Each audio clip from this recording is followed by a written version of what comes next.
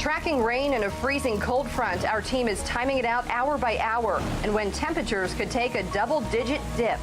Team coverage of teen crime in Baltimore as we examine the case of a 16-year-old just charged with murder and the fight to survive for a 15-year-old girl shot near a school. Then Mayor Scott dodging our questions this morning. We track him down in Annapolis to press him for answers over his controversial Conduit deal. Live from WBFF in Baltimore, this is Fox 45 News at 4.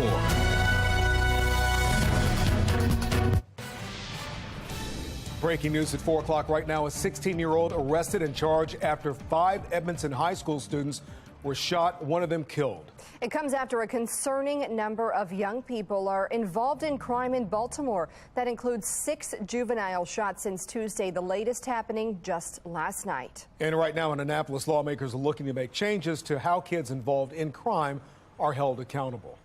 Thank you for joining us. I'm Kai Jackson. And I'm Maxine Stryker in for Mary Bubala. We have live team coverage of a city in crisis. Let's go right to Keith Daniels in breaking news of a teen arrested and charged with murder, a high-profile case that Fox 45 has been reporting. Keith?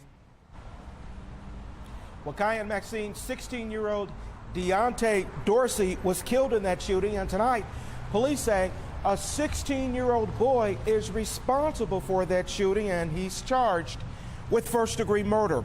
Now, the shooting happened January 4th. Investigators say the students were shot while on their lunch break outside of Popeyes across the street from the school. Now, when officers arrived to the scene, they found 16-year-old Dorsey, 2 17-year-old males, and 2 18-year-old males, all suffering from gunshot wounds. Police say the students were gathered at the shopping center when the suspect started shooting at the group. Now, at the time, Mayor Brandon Scott placed some blame for the shooting on Popeyes for selling to students and minors during the school day, a violation, he said, of a city ordinance. This Popeyes has been cited before for selling to minors and students during the daytime. This is something that shouldn't happen because those young people wouldn't be here if they knew they couldn't buy something from this place. Well, the teen suspect was arrested yesterday. He's behind bars now. Meantime, Dorsey's family released a statement saying, in part, they expressed their relief for the arrest, and they also say they're grateful for the detectives and their hard work. Well, live now at City Police Headquarters, Keith Daniels, Fox 45 News. All right, Keith, thank you. Well, just as Baltimore police announced that arrest, yet another teen is fighting for her life. She was shot near an elementary middle school in North Baltimore yesterday evening. Alexa Ashwell joins us live with the latest on this investigation. Alexa? Yes, this 15-year-old girl attends Mervo High School. As you just mentioned, that's not where this shooting occurred, rather outside an elementary middle school, which hosts an after-school program. Police say an officer was initially flagged down regarding an armed suspect. Around that same time, they received reports of a shooting. We're going to play for you portions of that dispatch audio. Take a listen. Should be a number 1 male armed with a gun. It says right outside the school and there's kids inside the school. Did you say they were going to have the shooting at that location? Ambulance is shooting. There's a female was shot in here at that location. Now, Fox 45 News was there as investigators responded to that shooting near Walter P. Carter Elementary Middle School. Baltimore police have not yet said what they believe led up to this shooting. We're told the teen remains in critical condition. There's been an outpouring of prayers on social media. Many students have been posting pictures and well wishes with the hashtags Pray for Des and Pull Through Des. She is a freshman at Mervo. This is the 3rd time that we have seen trauma impact this school this academic year. And that was Monsi Director Shantae Jackson. Baltimore police have not yet released any suspect information. And Alexa, Mayor Scott also responding to yesterday's scene. What did he have to say about this violence involving juveniles? Well, yes, Maxine, statistics show homicides and shootings are up among juveniles specifically. The mayor visibly frustrated just yesterday, even cutting off a reporter. We'll have more on that coming up at 5. Alexa Ashwell, Fox 45 News. Thank you, Alexa. For months now, Fox 45 News has been reporting about the concerning trend of young people in crime. Also, lawmakers have struggled with how state laws treat kids who commit crimes. Going on right now in Annapolis, lawmakers are debating a bill which could mean young people would not be automatically tried as adults, no matter how serious that crime is.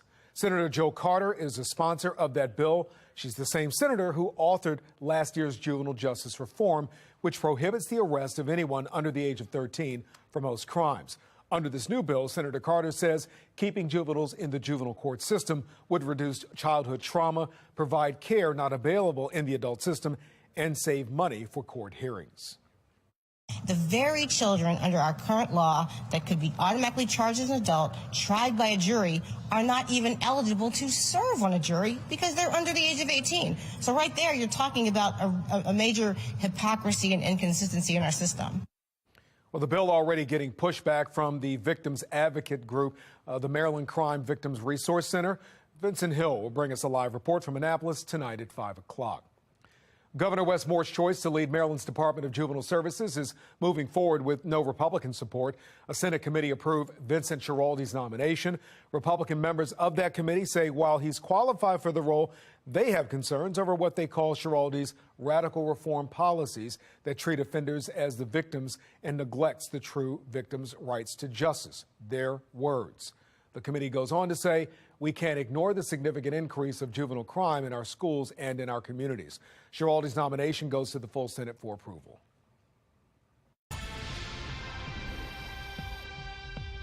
My ethics have never been in question, and they shouldn't be now. I will never put a stain on my parents' and my grandparents' name.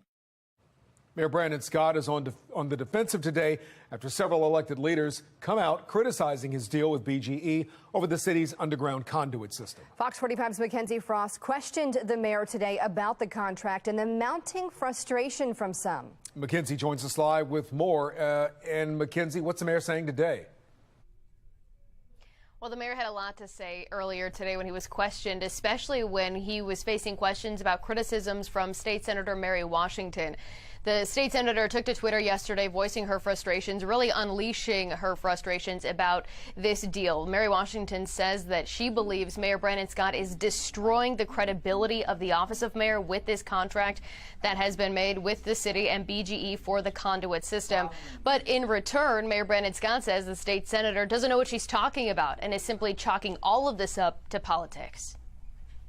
The senator, unfortunately, is misinformed. When you go straight to Twitter, to me, that's more about clout chasing, right? And when you speak of things that you know not of, you get yourselves in a lot of trouble. For someone to speak out in that way, not knowing the details, not having the decency to reach out and ask the questions and just speaking on emotion is unfortunate and untrue. We also know that this is political silly season, and folks are going to say politically silly things, but that's not a fight that I'm going to get into.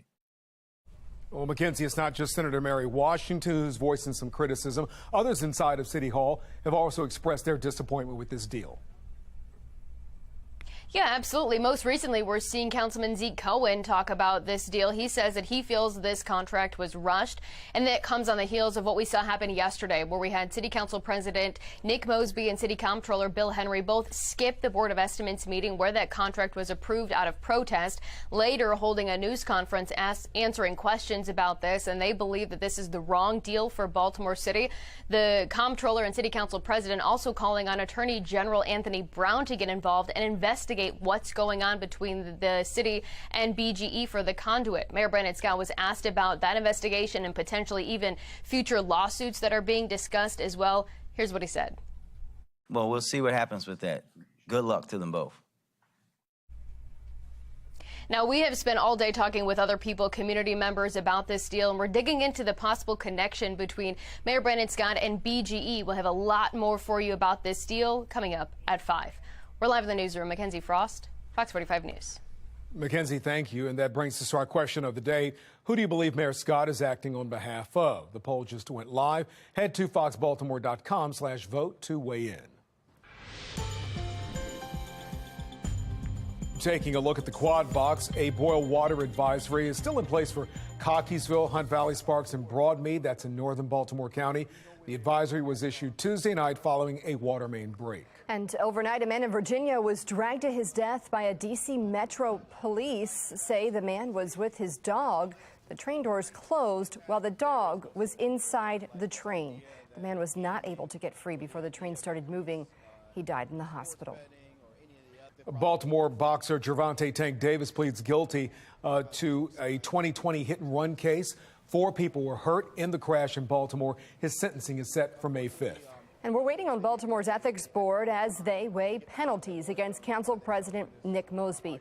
A judge found that he violated 2 ethics rules. It's regarding the Mosby's Legal Defense Fund. That decision could come any day now. You can be the first to know about breaking news by signing up for News on the Go. Just go to foxbaltimore.com and click on Mobile Alert Sign Up underneath the station tab. President Biden addresses the nation on the suspected Chinese spy balloon, what the president is saying.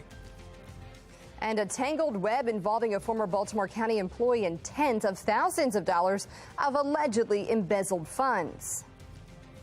Why thousands of Marylanders could be kicked off Medicaid this spring.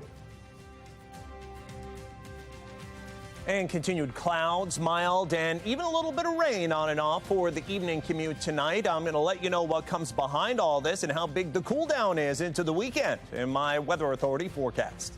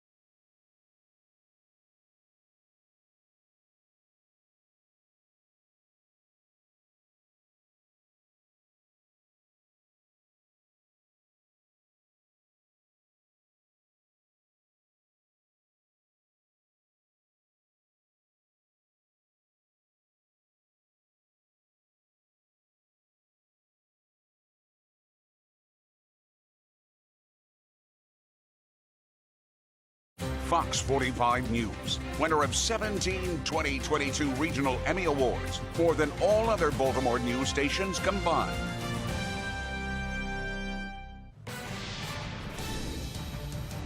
Breaking news, President Joe Biden addressing the nation this afternoon on the unidentified objects the U.S. military has been shooting out of the sky. It was the most extensive statement the chief executive has made so far about what's happening. The president says that incident involving the Chinese balloon will not bring an end to diplomatic relationships between the U.S. and China.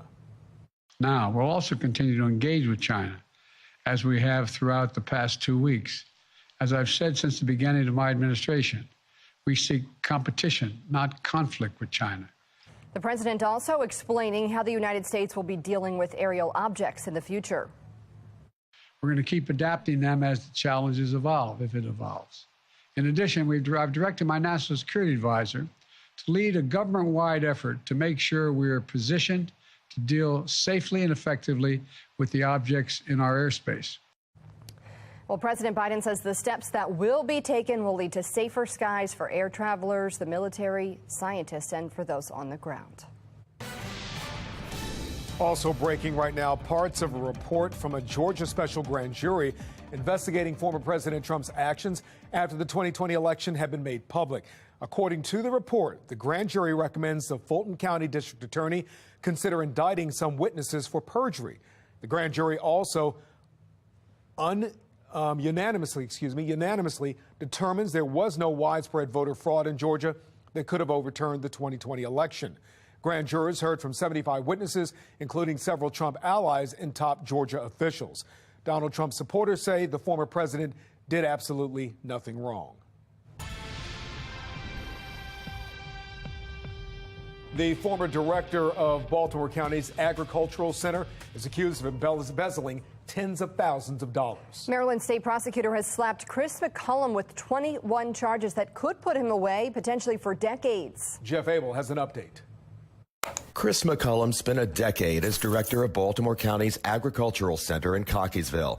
But while earning a salary from county taxpayers, he also served as campaign treasurer for both County Councilwoman Kathy Bevins and the Victory Slate, a campaign slate which bankrolled Democratic candidates in Baltimore County. But it was in his role as campaign treasurer that state prosecutors now say McCollum stole thousands of dollars for his own personal gain. In a criminal information file today, prosecutors accuse McCollum of taking more than $64,000 from the Friends of Kathy Bevins account and using it to pay his own personal American Express bill.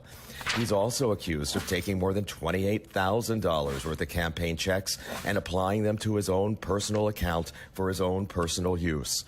And prosecutors say he also took more than $13,000 worth of vendor checks and applied them to his own personal bank account. And prosecutors say the Baltimore County Victory Slate was also a victim to McCollum's greed. They accuse McCollum of taking more than $31,000 in Victory Slate funds and depositing them into his own personal bank account for his own personal use.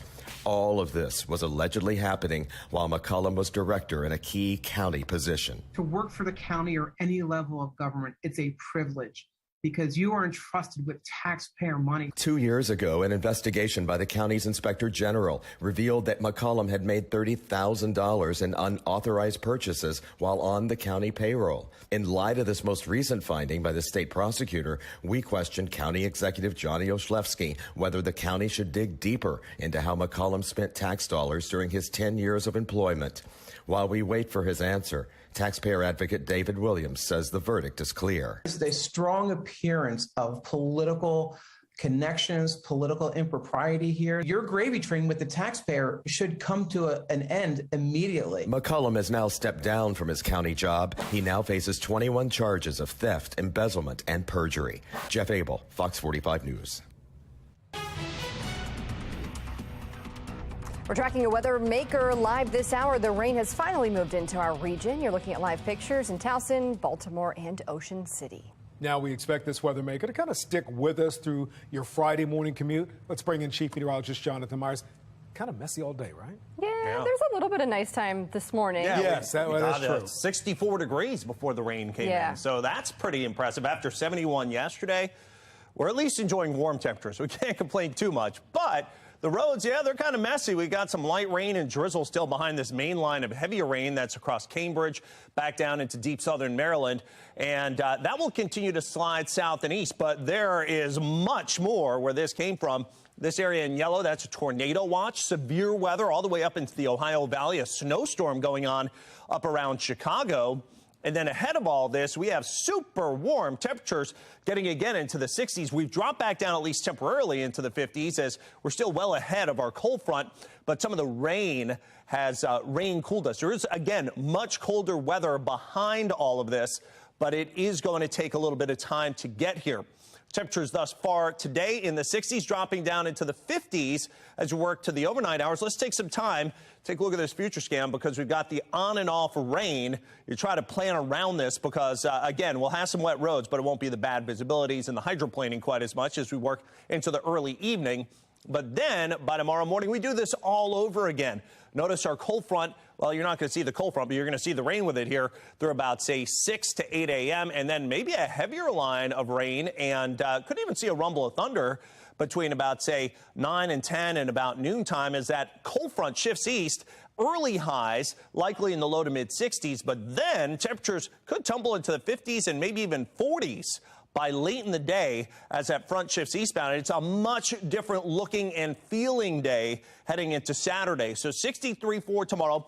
Morning showers, maybe a rumble. We'll see the on and off light rain and drizzle tonight as well. And also for the rest of this afternoon's commute. Clears out tomorrow afternoon, windy and turning colder. 29 Friday night. Saturday, we're at 48, which is actually still a couple of degrees above average, but it's going to feel a lot more like it should this time of year. Back up to 54 on Sunday with mostly sunny skies.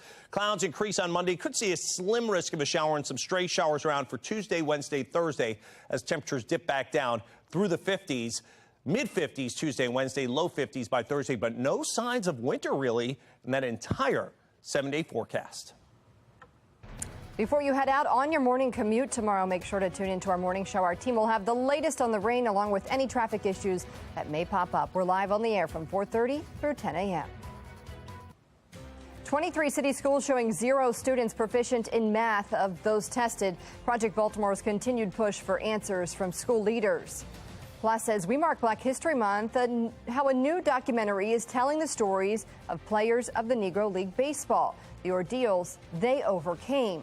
And Maryland leads the nation in state gas taxes, how a new bill is hoping to give drivers a break.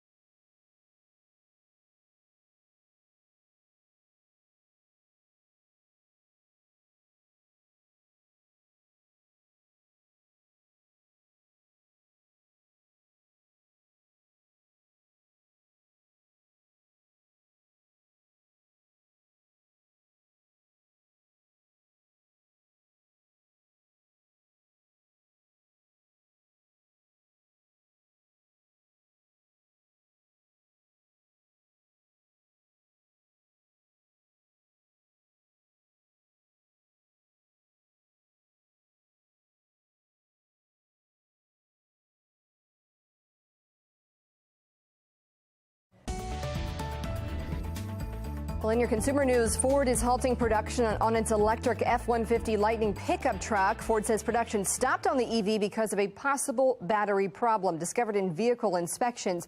Production has stopped until at least the end of next week, but a spokesperson for Ford admits it could take longer than that for production to resume. Ford has sold about 18,000 Lightning pickups since production started last year. And as many as 80,000 Marylanders could be dropped from Medicaid this coming spring. The state says these are people who no longer qualify for Medicaid. As we transition from the pandemic, the federal government is now requiring states to verify Medicaid eligibility. The Department of Health is now reaching out to those affected to get them into qualified health plans. An economist weighs in on the importance of making sure Marylanders are insured.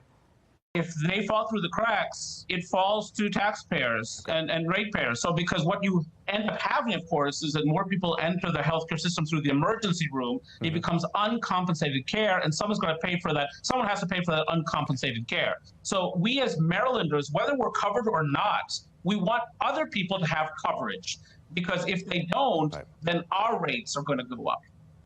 Well, Maryland has about 1.7 million people on Medicaid. And in Annapolis, Senate Republicans have introduced a bill that would stop automatic increases in the state gas tax. Right now, drivers pay 43 cents in state taxes. That was increased last year, making our state's gas tax the fourth highest in the nation. While Republican lawmakers say consumers need a break at the pump, critics argue the revenue from the gas tax is needed. It's still going to be 43 cents a gallon, so money is still going to be coming in to the state. Now, we're not going to see those increases, and this bill looks at what the financial impact is going to be. It means about like $60 million less in revenue this year, and then about $90 million less in revenue next year. But here's the good news, is that Maryland has a surplus, a $2.5 billion surplus. So, and listen, I'm not going to say spend all the surplus, but it's not as if they can't afford to do this. The federal gas tax is 18 cents per gallon. That means Maryland drivers are paying 61 cents per gallon on taxes. Right now, the state's automatic gas tax increase is tied to inflation. Baltimore city leaders refusing to answer as to why so many students are failing in math. A relentless push for answers. And the countdown to baseball season is here. We're following the O's in Florida as they get ready to play ball. And a weather maker is bringing rain across our region. Your Friday morning commute will be rainy. Chief Meteorologist Jonathan Myers is tracking this system next.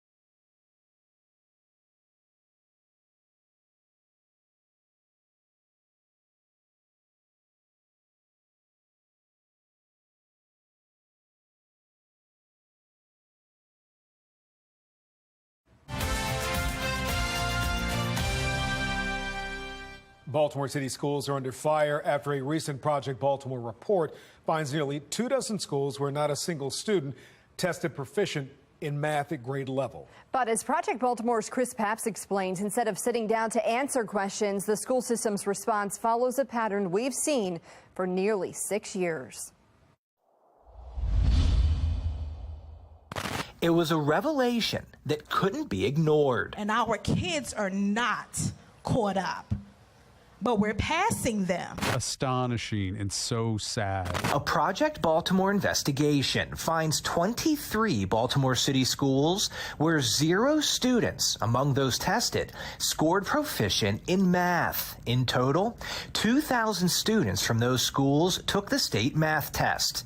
Not one scored proficient. They go there to get babysat for 8 hours and come home. Parents, lawmakers, community leaders demanding right now city schools fix the problem now. What we've seen is a continued failure. But through all of it, one voice has been missing. No one from Baltimore City Schools administration will sit down with Project Baltimore. But this is not new. Baltimore City Schools has refused to interview with Project Baltimore since 2017, even as we have seen test scores, graduation rates, attendance, college enrollment all go in the wrong direction. This is one of America's most funded large school systems, and it has refused to speak with us about problems we have uncovered for nearly 6 years. Who's at fault here? I'm not really sure there's one person to say is at fault. It was May 2017 when Project Baltimore broke the news that at 6 city schools, not a single student tested scored proficient in either math or English. At the time, Janice Lane, City Schools Executive Director of Teaching and Learning, sat down for an interview. Is the school district at fault? I think that I wouldn't say the school district's at fault. Lane explained the steps North Avenue is taking to improve test scores, including extra resources for these 6 schools and increased training for teachers and principals. It's not satisfying for any of us in city schools to see the data and the numbers look like that. We didn't know at the time, but that interview would be the last interview city schools would grant Project Baltimore to discuss student performance. A few months later, we reported that 13 Baltimore City high schools had 0 students tested score proficient in math. This time, city schools did not want to talk about it. Instead, they sent a written statement saying, "These results underscore the urgency of the work we are now pursuing." The district said it was rolling out a new math curriculum and again focusing on teacher development. If almost half of our kids are failing, what options do they have after high school? In 2021, Project Baltimore found 41% of all Baltimore City high school students earned below a 1.0 grade point average in the first 3 quarters of that school year. That's below a D average. Santa Lisa's, she should actually be embarrassed. Despite outrage in the community, city schools again declined an interview and released a statement with steps it was taking to help students acquire the unfinished learning they lost. We got a similar reaction from North Avenue in 2022 when Project Baltimore obtained student test results known as iReady scores that showed 77% of students at Patterson High School were reading at elementary school levels. We spoke with a teacher at the school, a former student, and parents. Our kids, they've been set up for failure. But again, city schools declined an interview and just released a statement. iReady scores do not provide a complete or final picture of student performance. Baltimore City is facing a devastating reality. And now, Project Baltimore's most recent investigation showing 2,000 students from 23 Baltimore City schools did not score proficient in state math testing. Again, no interviews from city schools administrators, just a statement outlining what have become familiar steps to improve. But this time, North Avenue says it's confident these instructional strategies will help. I'm Chris Papst, and this is Project Baltimore. And that brings us to today's question of the day. Do you think the Baltimore City Schools CEO and school board are acting in the best interests of students? So far, 64% of those who voted say no. Go to foxbaltimore.com/vote and click on the Project Baltimore tab to weigh in. Well, Governor Wes Moore has been in office for about a month now, and he's been promising to be an advocate for Maryland students to get them the best education possible. We can no longer separate our vision for economic prosperity from the duty to make Maryland's public schools the best in the nation. These two things are inextricably linked. We do not have to choose between giving our children an excellent education and an equitable one. Well, now Republican Delegate Kathy Shalega says the governor is cutting funding from a program that would allow low-income students to attend private or charter schools. The Boost program is a scholarship program that Governor Hogan set up to help kids in chronically failing schools, like these 23 schools, get a scholarship to go to a non-public school. Unfortunately, Wes Moore cut the budget of that program, so we're going to work hard to restore that. Reports say that Governor Moore's budget cuts $2 million, or 20% of the program's funding. Next week, the House Ways and Means Committee will hear a bill that would codify the program into state law. Ahead of the hearing, Project Baltimore sent a list of questions asking why the governor is proposing to cut some funding, if he's concerned about the impact this will have on the thousands of families who will no longer have this opportunity, and what options children from low-income families have to seek a better education. In a city in crisis, a Mervo student now in the fight of her life right now. And in a 24-hour period between Tuesday and Wednesday, she's one of 4 teens who were shot in Baltimore. We've had 6 juveniles shot since Tuesday. Now, adding to that heartbreak this year, at least 19 young people have been shot overall. 4 of them have been killed. Joining us live right now here in the studio is Yuripsi Morgan. She's a former candidate for Congress in Maryland. Thanks so much for joining us. Thank you for having me. First, let's get your initial reaction to these numbers.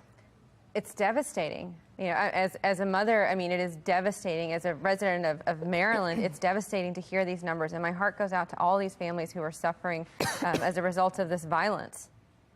And Ms. Morgan, out of all these bills being discussed in Annapolis, do you think any of them can help kind of crack down on crime, and particularly this juvenile crime that's happening right now, really claim the lives of our young Marylanders?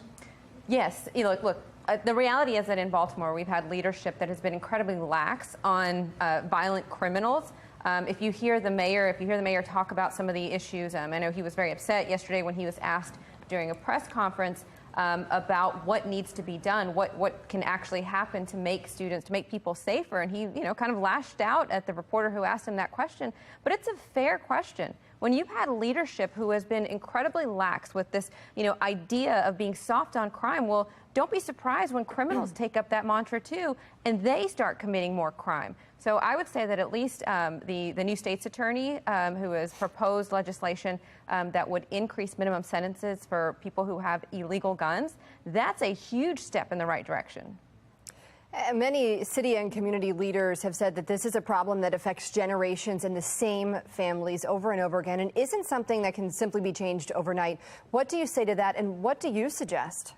I think that we're looking at 2 completely different problems. So one is the short term, right? What do we do with the people who have committed a crime today? And what do we do in the long term to make sure that this isn't a cycle? Those are 2 separate issues, and they should be addressed as such, which is why it's so heartbreaking that you've had leadership in Baltimore City that has refused to look at them as 2 separate issues and instead tried a long-term approach for what is a short-term problem.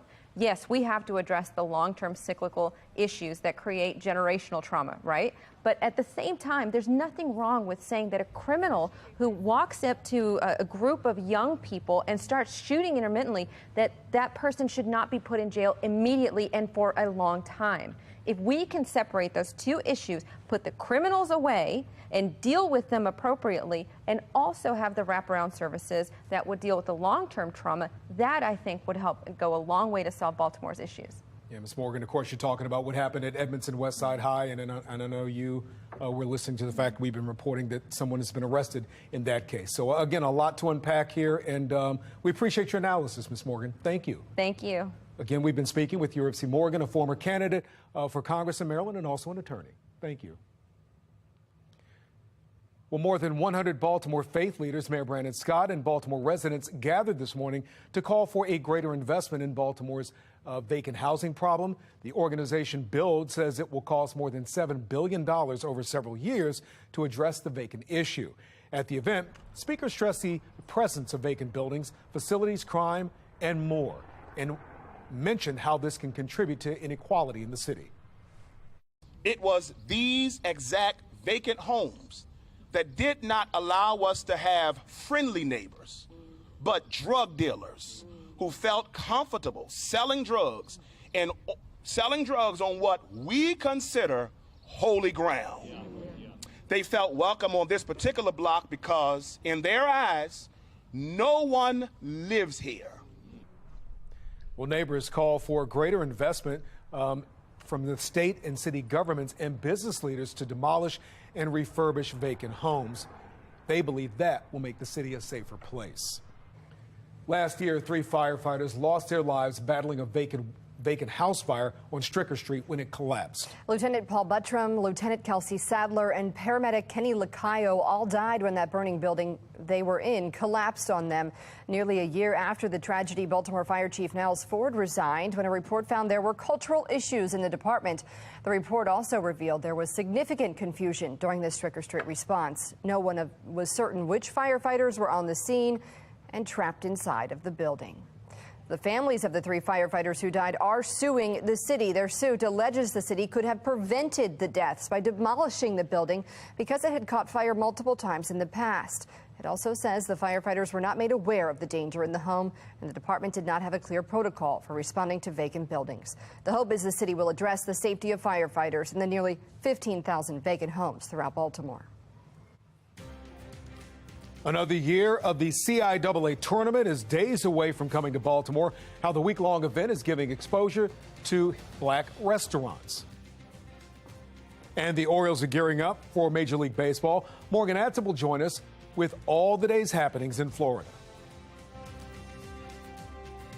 And some light rain and drizzle to wrap up the afternoon and evening commute. 80% chance of rain here at 5 p.m. and 6, 7, 8 o'clock. Still watch out for hydroplaning with temperatures in the 50s. I'm going to let you know what comes behind this and how big of a cool down could be on the way for some of your weekend plans and how long it lasts in my Weather Authority forecast.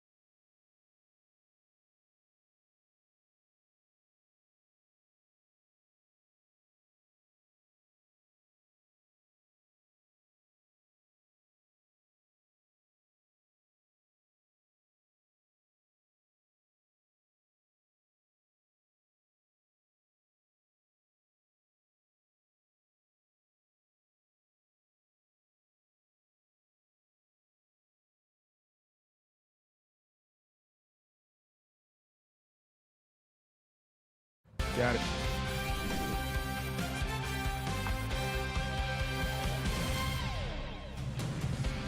Well, folks, the countdown to baseball season is on right now. Orioles and pitchers and catchers getting their first workout today. They're excited about it. Morgan Atson is here with all of the action from the Grapefruit League. Morgan, where we would like to be right now, actually. It sounds nice, doesn't it? Now, more than half of the camp roster, as reported, is in place in Sarasota, Florida. Today, the first workout for pitchers and catchers, with the full squad having to report by Monday. And then the entire roster will see camp Tuesday for the first full squad workout. After a pleasantly surprising season when multiple baby birds made their MLB debuts, none bigger than two of the top prospects in baseball, and catcher Adley Rutschman and infielder Gunnar Henderson, who helped lead the Orioles to their first winning season in 6 years. Now the expectation is to turn it up a notch. The Birds are entering the 5th season under GM Mike Elias and manager Brandon Hyde. With the rebuild complete, and this is the first time in Florida, there's a spring training roster deep with major league talent, and one that the franchise is talking postseason and 8 months from now.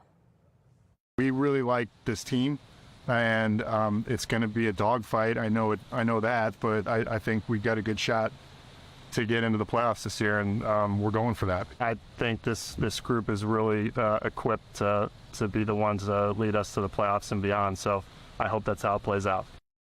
Day one of spring training with pitchers and catchers did start off with some hiccups. Multiple arms are not throwing right now, none bigger than reliever Dylan Tate, who will start the season on the injured list and most likely miss April. Closer Felix Bautista and starter candidate DL Hall are also easing into spring, making their opening day roster status questionable. Kai. Morgan, thank you, and we'll talk to you in a little bit. Well, one of America's oldest athletic conferences is returning to Baltimore next week. This year's CIAA basketball tournament action kicks off this weekend. It's the 78th year for the conference, and the tournament is more than just sports. It's also an opportunity for everyone to enjoy Baltimore. In fact, on our morning show today, Amy Aronson checked out Swill Baltimore to see how the South Baltimore restaurant is getting ready for the tournament. You're going to want to come join us down here in Pig Town for maybe breakfast, lunch. We've got something that smells incredible here. I'm with Heather Smith, who was just in the kitchen throwing the final touches on this masterpiece. So what did you create for us this morning? So this is our blackened salmon with fried grits. It has a garlic cream sauce. It's our twist on the traditional fish and grits. It's really good. So why should people come check you out and enjoy a meal here? Outside of the food and drink being amazing, if I don't say so myself, we have curated what we think is a beautiful space with all of our guests in mind. So we want you to come and relax and enjoy community. We have a community table. So you should come check us out. All right, well, the games are happening at the newly renovated CFG Bank Arena. You can head to foxbaltimore.com to learn more about the tournament and restaurants that are kind of partnering with the CIAA. All right, what a day out there today, Jonathan. Rain, but, Jonathan has a good point. The temperature isn't bad, so that's a bit of compensation for dealing with the rain, Jonathan. Yeah, I mean, I prefer the 71 and sunny that we had yesterday, but 64 and rain in February, we'll take that too. But you really do have to take it slow and easy. We do have a good amount of rain still, actually. A nice little heavy band from Cambridge back to Seaford in Delaware. That came through here in Baltimore. I know I was out in it earlier on this morning. Now it's just kind of light rain and sprinkles, if anything. And we zoom out, you'll actually see a whole bunch of rain that's starting to move in from the west, almost kind of a humid feel to things. So we even have some thunderstorms that have been in the mix all the way to New York City. And also look at these tornado watches in places you don't usually see them this time of year. From the Ohio Valley southbound, all this rain is gliding eastbound. Then on the backside, yeah, there's snow in places like Chicago. So around here, we're on the warm side of the system. It's not going to be snowing.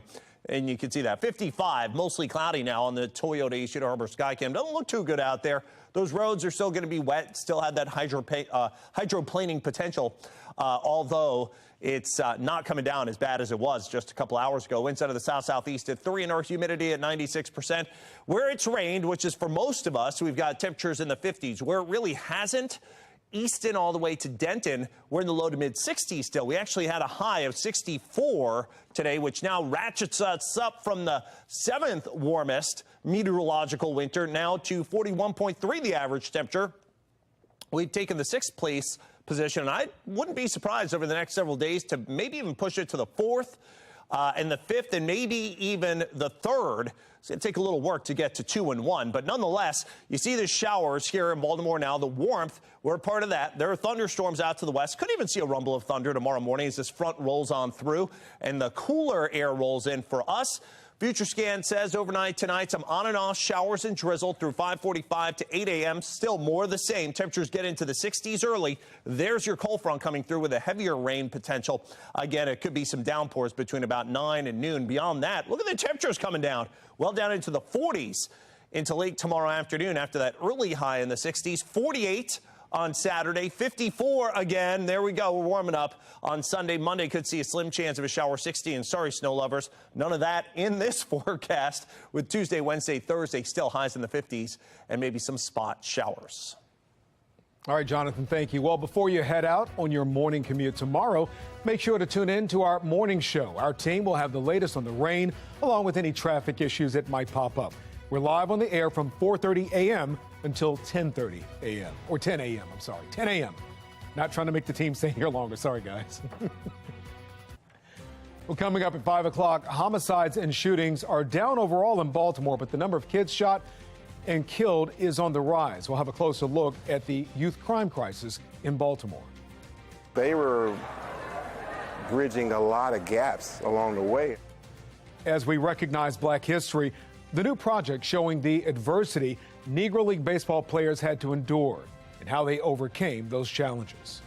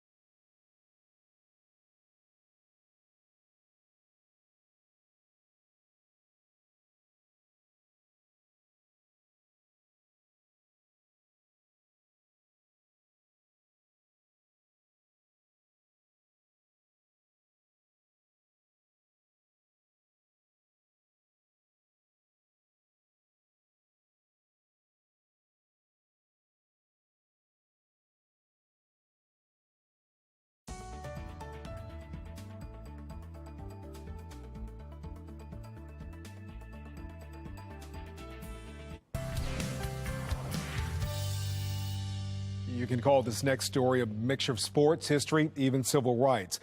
A new documentary is highlighting the challenges players in Negro League baseball had to overcome. Brad Underwood with our Sinclair sister station in Cincinnati reports. The Other Boys of Summer tells the story of racism and segregation through the lives of Negro League baseball players. The film Narrated by the late Cicely Tyson, took creator Lauren Miner 12 years to make. I wanted to explore racism and segregation through the lives of those who were really living through it and trying to pursue their dreams in spite of their circumstances. Tonight's screening is both a treat and a history lesson for about 125 members of the Reds RBI baseball and softball teams at their youth academy. It's kind of messed up, but I understand they really love the game of baseball, so they're gonna take everything and anything to do it. The film highlights the conditions and treatment players faced in the 1940s prior to Jackie Robinson breaking baseball's color barrier. I say segregation now, segregation tomorrow, and segregation forever. That was a rude awakening for me because I had never been south before. And at night when I go to bed, I just cried, you know. It made me feel better. Former Reds player and scout Marlon Stiles Sr. says he hopes the kids see just how resilient these players were. But they were bridging a lot of gaps along the way in regards to what was going on in the country at that time, in regards to where they could and could not sleep, where they could and could not eat, and where they could and could not go. Something Avery Rover says is inhumane. Disrespectful. I think it's sad that they had to go through those things just because people thought that they weren't equals. But Meyer says in her interviews with the players, anger and bitterness never came through. All of these players went through real challenges and discrimination just to play the game that they loved, and in spite of it all, they share their stories with such joy and pride. Reporting in Cincinnati, I'm Brad Underwood. Well, to learn more about the other boys of summer, you can head to our website, foxbaltimore.com/newslinks. And this Black History Month, one traveling exhibit is helping show the contributions of black women to the U.S. military. The Color of Freedom exhibit highlights the accomplishments of people like Colonel LaTanya Jordan, who rose through the ranks of the Army but saw few people who looked like her in leadership positions. You don't open up your textbooks in the high schools or the middle schools and get any of these stories. These are the untold stories. They're her stories, but they're part of our history. You can keep an eye out this April for the Color of Freedom exhibition. It will make stops in Oxon Hill, that's Prince George's County, and also Laurel. And we continue to honor Black History Month with our Champions of Courage series. Part 2 focuses on how one man is using martial arts to build lifelong bonds within the community. You can watch Olivia Dance's story at foxbaltimore.com.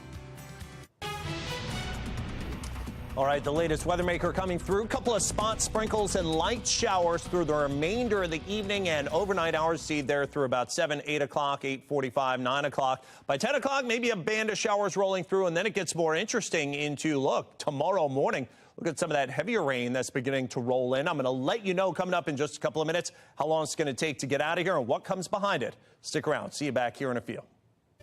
Coming up on Fox 45 News at 5 o'clock, a 16-year-old charged with the quadruple shooting and killing a teen, the latest on the arrest at the Edmondson Village Shopping Center.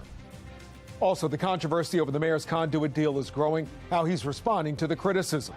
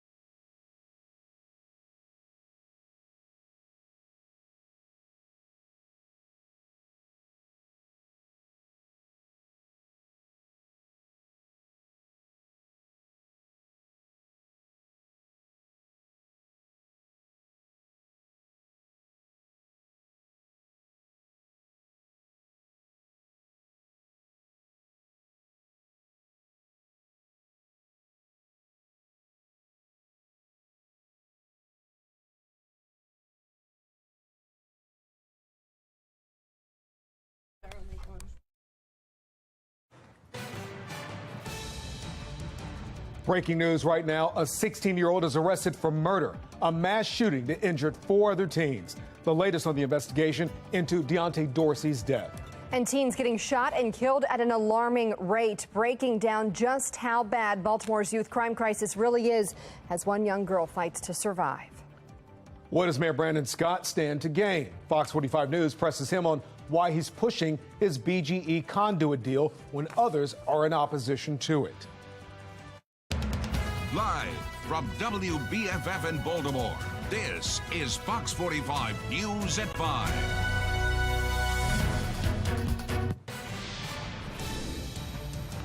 Fox 45 News continues to follow breaking news tonight. A 16-year-old is under arrest and charged in the shooting of 5 Edmondson High School students. One of them was killed. This shooting took place in January. Now, it comes as Baltimore continues to see an alarming trend of violent crime targeting young people. 6 juveniles have been shot since Tuesday.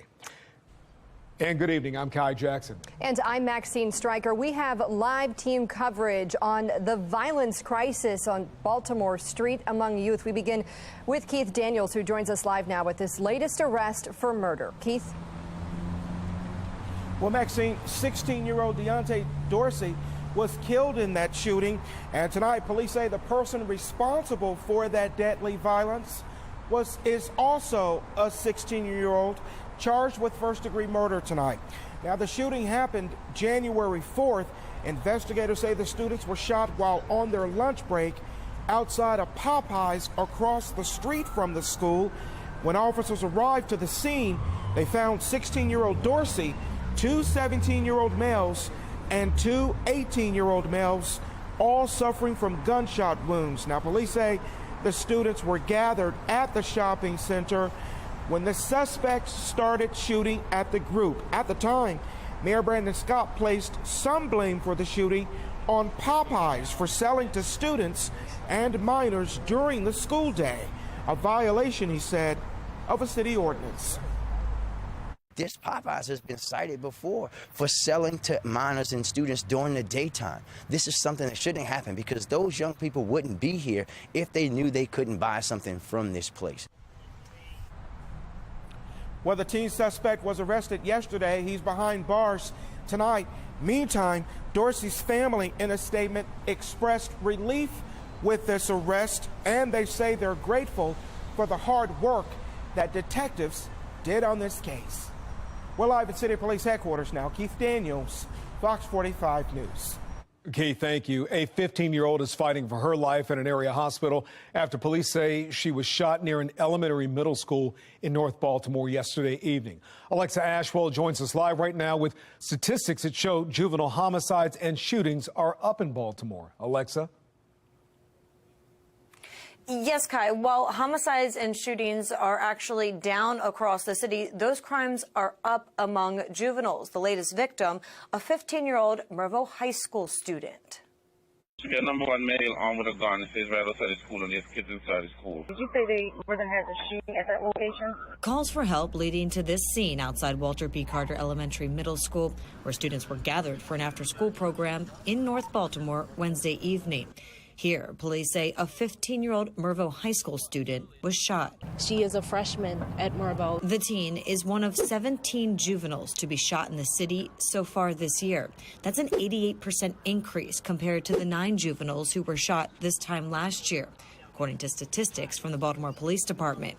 The data also showing homicides among young people are slightly up, with 5 juvenile homicides so far this year compared to the 4 this time last year. And I want everyone to get mad and get angry. The mayor visibly frustrated, even cutting off a reporter when asked what he's doing to stop this violence involving juveniles and what it will take. Stop right there.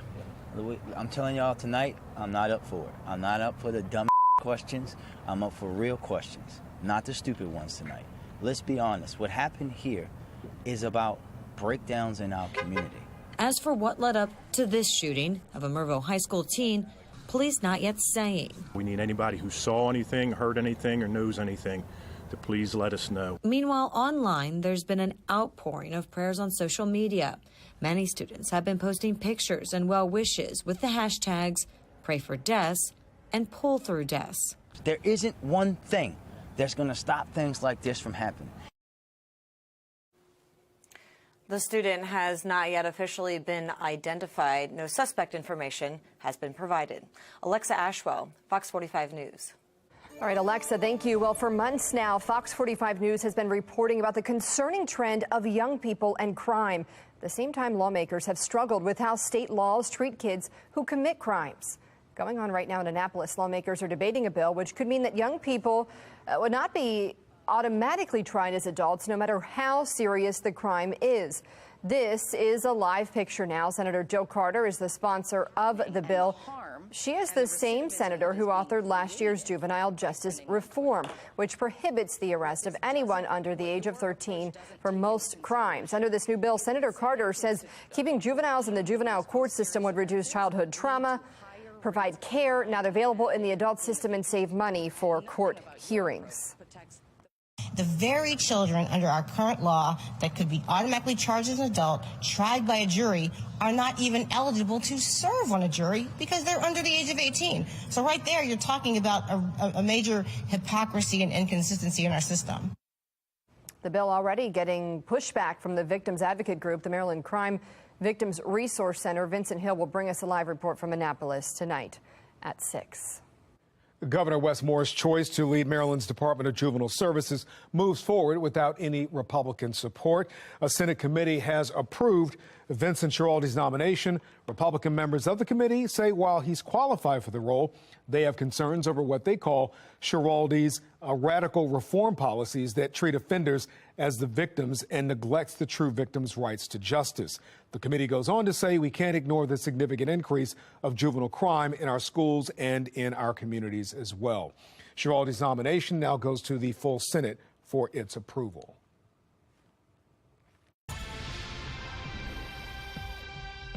What I've done is bring back stability into that office, credibility to that office. Well, tonight, Mayor Brendan Scott, he is fiercely defending that contract with the Conduit with BG&E that has had many leaders across the city expressing outrage. Fox 45's Mackenzie Frost, she joins us live now after she spoke with the mayor today, tracked him down several times to get his response. What does he have to say tonight, Mackenzie? Well, Maxine, Mayor Brendan Scott is saying he believes this deal with BG&E is what's best for the city of Baltimore. But we also have a state senator who says that the mayor is destroying the credibility of the office with this deal, and other leaders saying that this timing of the contract raises several questions. So earlier today, we asked Mayor Brendan Scott, what's in it for him?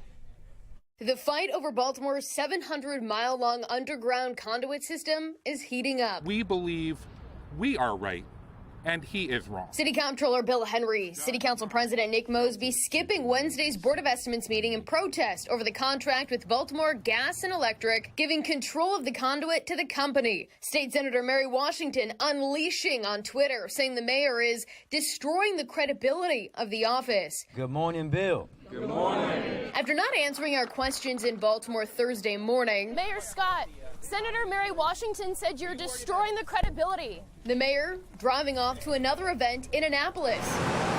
Good afternoon, everyone. We followed and questioned him about the issue. The senator, unfortunately, is misinformed. When you go straight to Twitter, to me, that's more about clout chasing, right? And when you speak of things that you know not of, you get yourselves in a lot of trouble. The mayor says Senator Washington is uninformed about the deal, doubling down on his commitment to the contract that calls for BGE to pay the city $134 million for improvements between now and 2027. Baltimore also set to receive $1.5 million a year from BGE in fees. The mayor chalks up the criticism to politics. But we also know that this is political silly season, and folks are going to say politically silly things, but that's not a fight that I'm going to get into.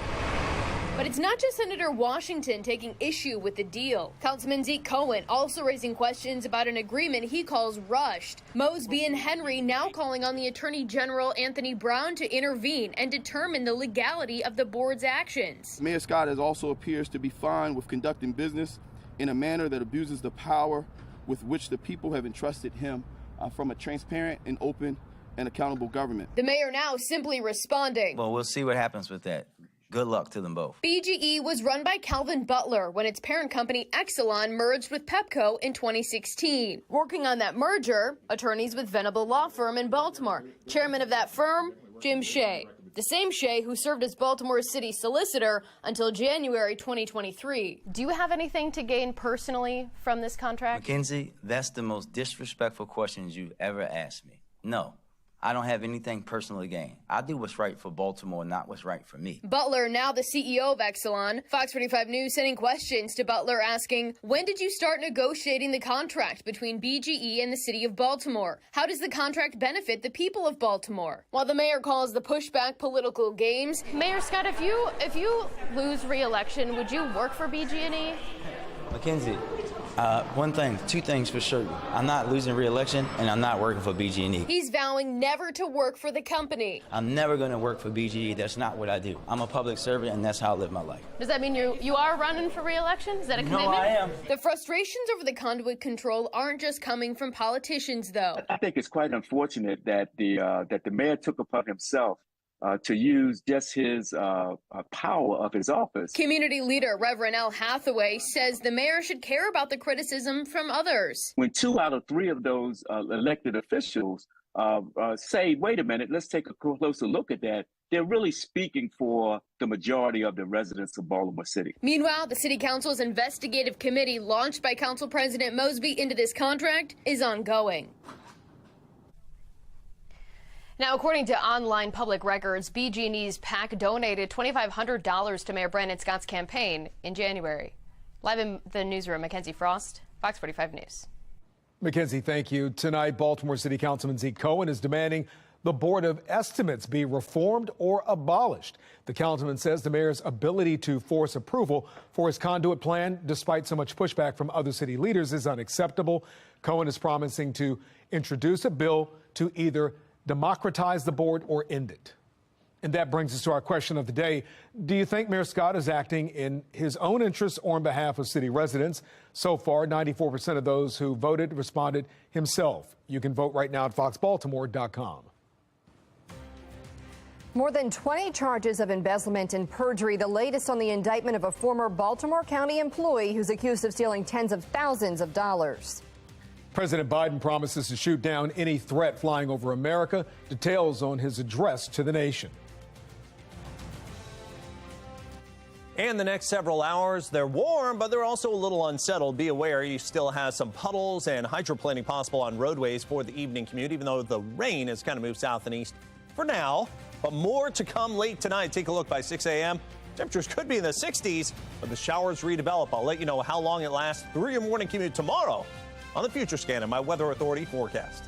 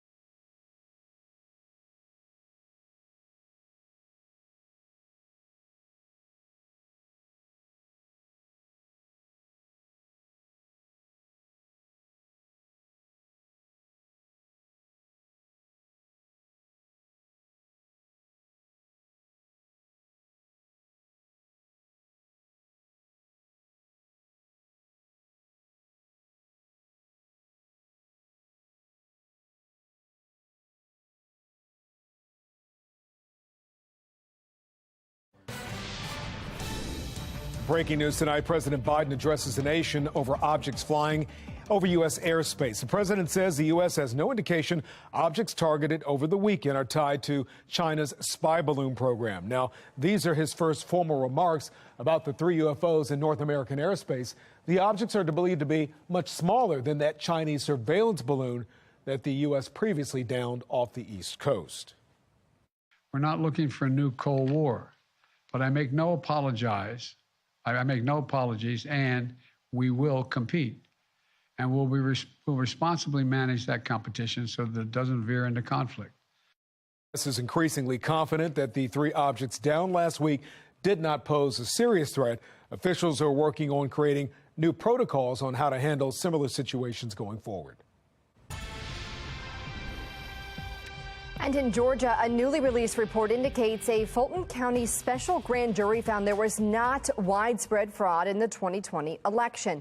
That release reveals a grand jury unanimously rejected Trump's conspiracy theories about election fraud after hearing extensive testimony from state employees, poll workers, and technical experts.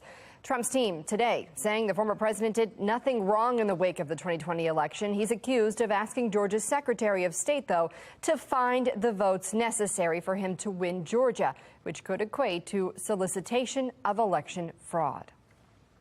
Donald Trump's former chief of staff, Mark Meadows, has been subpoenaed by the special counsel investigating Trump's role in the January 6th insurrection. Meadows was in and out of the Oval Office on January 6th and witnessed Trump's actions as rioters overtook the U.S. Capitol. He previously fought a subpoena from the special grand jury in Georgia. Meadows cited executive privilege, but a judge later ordered him to testify. And President Joe Biden went to the Walter Reed National Military Medical Center for his routine physical today. At 80 years old, he often faces questions about his age and health. This will likely be his last physical before he launches a bid for re-election. The exam is his second since becoming president, and results of the exam will be made public. Really had some nice weather this week, but things kind of turned the opposite way today with some rain, although the temperature is still nice. This is a live look right now on the left side of your screen at Towson, the circle up there. And, of course, on the right, downtown, which has disappeared under the fog. Yeah, you can barely see it. I mean, it was not too bad this morning. Yeah, just mainly some low clouds around. We actually had some warmth before the rain moved in the mid-60s, 64 this, well, I would say this afternoon. This afternoon it's been in the 50s because of the rain, but boy, was it warm to start. Temperatures at 71 yesterday. That was the day to get outside with the sun. But now, yes, as we mentioned, the weather pattern's kind of falling apart a little bit. You can see here on the HT radar, we do have a little bit of rain that's out down the 81 corridor. You work your way just east of Elkins in West Virginia, even some flood watches out that way that are in effect all the way through late night tonight and early tomorrow morning. Now we're going to go ahead and zoom out. You can see all of the watches and the warnings down to our south. I mean, all the way through about Nashville, Tennessee. We've even got some tornado watches. We've had some confirmed tornadoes and damage down around Mississippi. Just talking to my cohort here in the Weather Center, Jasmine Lomax, who's looking at some of the imaging from some of these cells. And yeah, many severe weather reports all the way down into Louisiana, all the way up into Alabama. And thankfully for us, we're not going to be seeing any severe weather. And yeah, February, we shouldn't be seeing any. We should actually probably be seeing some snow, but we're not seeing that either. We're at 56, mostly cloudy skies. Winds into the southeast at 3. Toyota East Unit Harbor Skycam obscured by some of the cloud cover. Humidity at 93%. All the temperatures are in the 50s. Where it hasn't rained yet, down Denton Way, we're at about 62. And we add in the 64 today and the 71 yesterday. We have now ratcheted up to number 6 in the warmest meteorological winters with about 2 weeks to go here in Baltimore. Average temperature at 41.3 degrees, and we're not too far away from number 5, 4, or 3. It's really going to take a little bit, though, to get into 2 and 1 slots there. Weather map is showing us some warm temperatures there, the showers, even some thunderstorms. Again, that severe weather south and west of us. Here we go with the rain into tonight. On and off drizzle, I'd say, but late night, some more steady rain comes in. And after about 8, 9 o'clock, could even see a lot of heavier rain that rolls in. That's going to be our cold front. Beyond that, temperatures fall from the 60s in the morning back down into the 40s in the afternoon. So temperatures, as it becomes windy and sun increases later in the day, they go in reverse. 48, that's it on Saturday. But, you know, that's still, we're kind of living a charmed life here. About 2 degrees above average. We're at 54 on Sunday with some sun. Could see a slim chance of a shower here on Monday. Maybe some spot showers, but no signs of winter here Tuesday, Wednesday, and Thursday. Elected officials sounding the alarm over the mayor's Conduit deal, but what about community leaders? We're talking with one coming up. Inflation dropping, COVID waning, but child care costs still high. I'm Angela Brown in Washington, D.C. We dive into what it will take for costs to go down.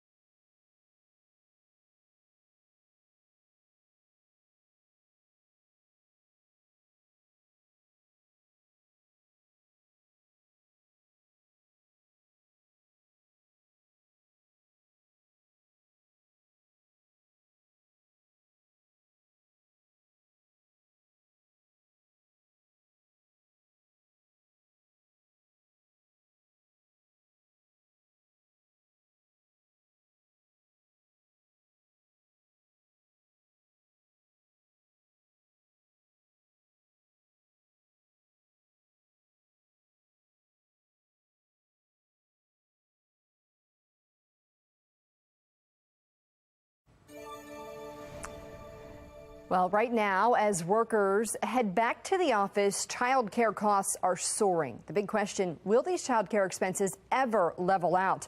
National correspondent Angela Brown looks into the issue. Cash-strapped parents are taking a second job, even working overtime to pay for child care. A 2022 survey found that 63% of parents say child care is more expensive than the previous year. Ashley's precious one-year-old baby girl has a big personality. She runs the classroom. She just gets in there and does what she wants to do. The price tag for child care, also big.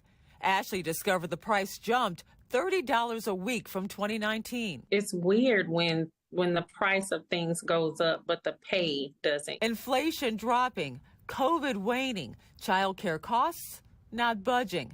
New data from the Department of Labor says child care costs ranges from 8% to 19% of a median family's income per child.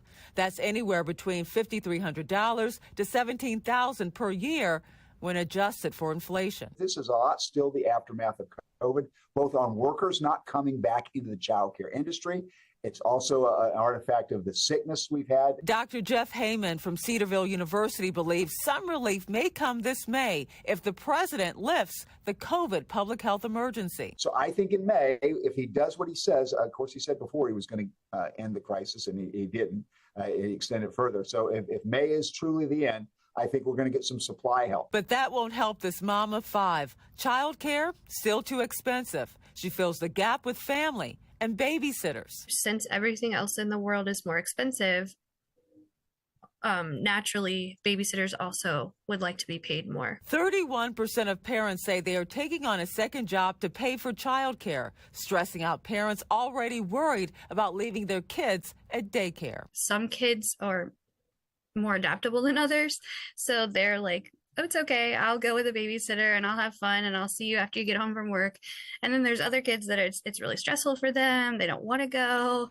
Right now, the Center for the Study of Child Care Employment says child care employment today is 5.5% below what it was in February of 2020. I'm Angela Brown in Washington, D.C. In Annapolis, Senate Republicans have introduced a bill that would stop automatic increases in the state gas tax. Right now, drivers pay 43 cents in state taxes. That was increased last year, making our state's gas tax the fourth highest in the nation. While Republican lawmakers say consumers need a break at the pump, critics argue the revenue is needed. It's still going to be 43 cents a gallon, so money is still going to be coming in to the state. Now, we're not going to see those increases, and this bill looks at what the financial impact is going to be. It means about like $60 million less in revenue this year, and then about $90 million less in revenue next year. But here's the good news: is that Maryland has a surplus, a $2.5 billion surplus. So, and listen, I'm not going to say spend all the surplus, but it's not as if they can't afford to do this. Well, the federal gas tax is 18 cents per gallon. That means that Maryland drivers are paying 61 cents per gallon in taxes. Right now, the state's automatic gas tax increase is tied to inflation. Calls for funding to fight the vacant home crisis. What members of the community are asking for to help keep people safe. And a former Baltimore County employee accused of embezzling tens of thousands of dollars, the charges that could send him to jail for decades.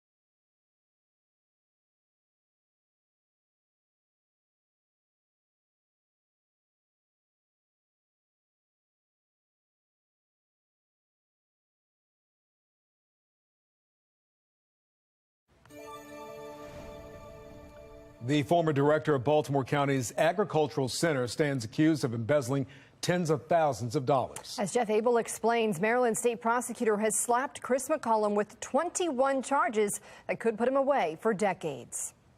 Chris McCollum spent a decade as director of Baltimore County's Agricultural Center in Cockeysville. But while earning a salary from county taxpayers, he also served as campaign treasurer for both County Councilwoman Kathy Bevins and the Victory Slate, a campaign slate which bankrolled Democratic candidates in Baltimore County. But it was in his role as campaign treasurer that state prosecutors now say McCollum stole thousands of dollars for his own personal gain. In a criminal information file today, prosecutors accuse McCollum of taking more than $64,000 from the Friends of Kathy Bevins account and using it to pay his own personal American Express bill. He's also accused of taking more than $28,000 worth of campaign checks and applying them to his own personal account for his own personal use. And prosecutors say he also took more than $13,000 worth of vendor checks and applied them to his own personal bank account. And prosecutors say the Baltimore County Victory Slate was also a victim to McCollum's greed.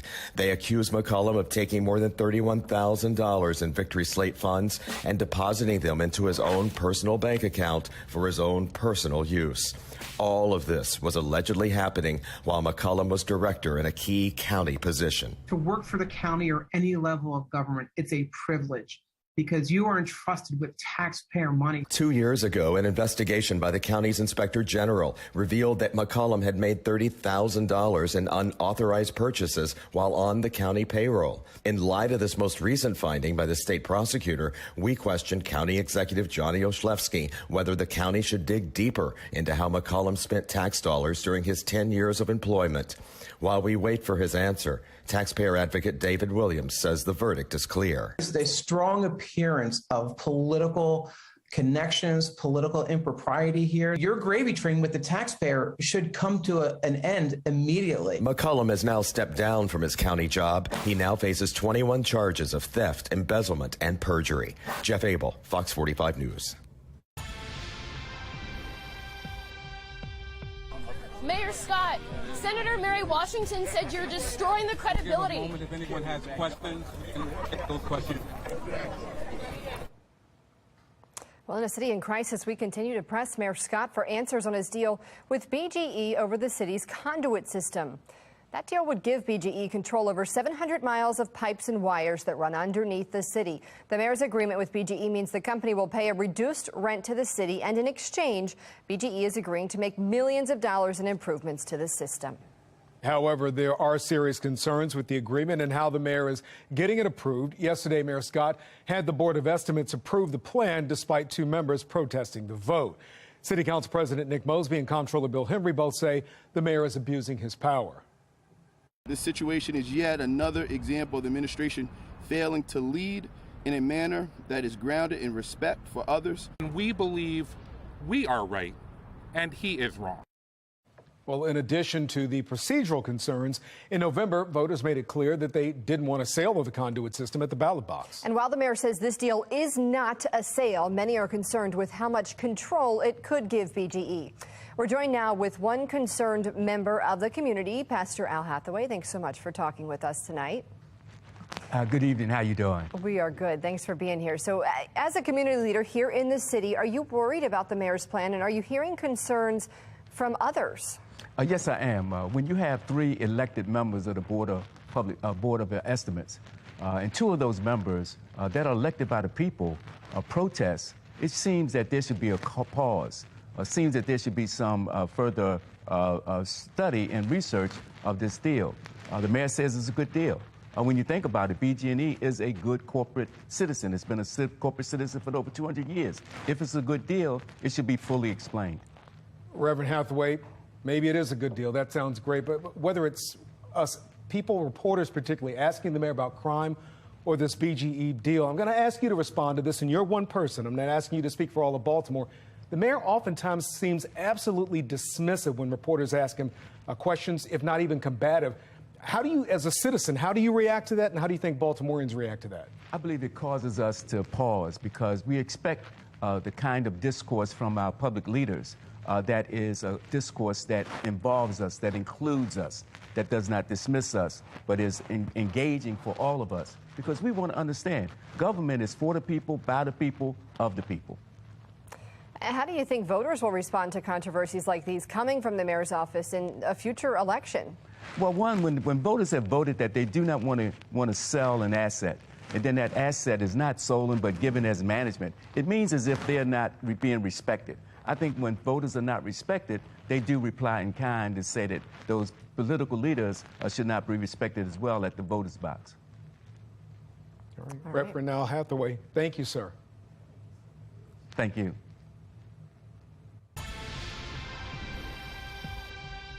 More than 100 Baltimore faith leaders, Mayor Brandon Scott, and Baltimore residents gathered to call for greater investment in resolving Baltimore's vacant housing problem. The organization Build One Baltimore says it will cost more than $7 billion over several years to address the city's vacant buildings. At the event, speakers stressed the presence of vacant buildings facilitating crime, impacting public health, and contributing to inequality in the city. It was these exact vacant homes that did not allow us to have friendly neighbors, but drug dealers who felt comfortable selling drugs and selling drugs on what we consider holy ground. They felt welcome on this particular block because in their eyes, no one lives here. Well, neighbors are calling for greater investment from state and city governments and business leaders to abolish and refurbish vacant homes. They believe that will make the city a safer place. Last year, 3 firefighters were killed in a vacant home fire on Stricker Street. Lieutenant Paul Buttram, Lieutenant Kelsey Sadler, and paramedic Kenny Lacayo all died when the burning building they were in collapsed on them. Nearly a year after the tragedy, Baltimore Fire Chief Niles Ford resigned when a report found there were cultural issues in the department. The report also revealed there was significant confusion that day. During the response, no one was certain which firefighters were on the scene and trapped inside of the building. Well, the families of the 3 firefighters who died are now suing the city of Baltimore. That suit alleges the city could have prevented the deaths by demolishing the building because it had caught fire multiple times. The suit also says that the firefighters were not made aware of the danger in the home prior to arriving and that the department didn't have a clear protocol for responding to vacant buildings. The hope is that the city will address the safety of firefighters and the nearly 15,000 vacant properties throughout Baltimore. It was a deadly crash in Baltimore County. Investigators say 32-year-old Rahman Savage was hit walking along Liberty Road near St. Luke's Lane. That happened yesterday evening. Police say a car was headed east on Liberty Road when it swerved into the westbound lane and veered off the road, hitting and killing Savage. The driver was taken to the hospital with life-threatening injuries. The cause of the crash is under investigation. And Baltimore boxer Gervonta Davis pleads guilty to a hit and run from 2020. On November 5th, 2020, Davis allegedly ran a red light on MLK Boulevard just before 2 o'clock in the morning, hitting another car. Police say several people, including a pregnant woman, suffered minor injuries. One person was taken to the hospital. Davis is set to be sentenced in May. Overnight, a man in Virginia was dragged to his death by a D.C. Metro train. Police say the man was with his dog. Now, apparently, this is what happened. The train doors closed while the dog was inside the train. And police say the man wasn't able to break himself free before that train started moving. He died at the hospital. Police at Michigan State University in East Lansing say Monday's shooter purchased 2 handguns illegally but never registered them. Authorities are also reporting they're confident the shooter, 43-year-old Anthony McRae, acted alone. They're still trying to determine a motive. Police found the 2 9mm handguns, ammunition, and a 2-page note on McRae when he killed himself. They say that note included a list of other targets, including a business where he used to work. So it looks like he possibly, a motive for that was he just felt slighted, and that's kind of what the note indicated. Well, the 5 students wounded in the shooting remain in critical condition at a Lansing hospital. The interim university president says they're showing signs of improvement. The university campus is anyway. We now know the ages of the 3 students who were killed, 2 20-year-olds and 1 19-year-old. Classes at Michigan State University are suspended through Sunday.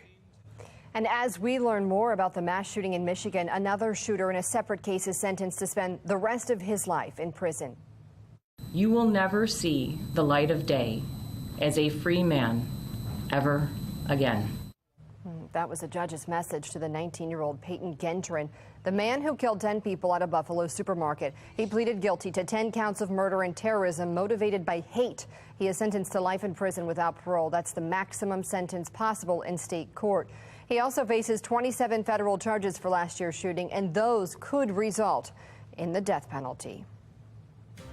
Thousands of Marylanders could be dropped from Medicaid, the potential impact of COVID-era health policies expiring. A daunting warning for Congress coming from a nonpartisan budget office. I'm Atrell Nashar with how many trillions of dollars it says could be added to the national debt in the next decade. And some rain coming through this afternoon, reducing to drizzle as we head through the remainder of the afternoon and evening commute. But there's more to come tomorrow. I'm going to track it for you all the way through your morning rush and my Weather Authority forecast.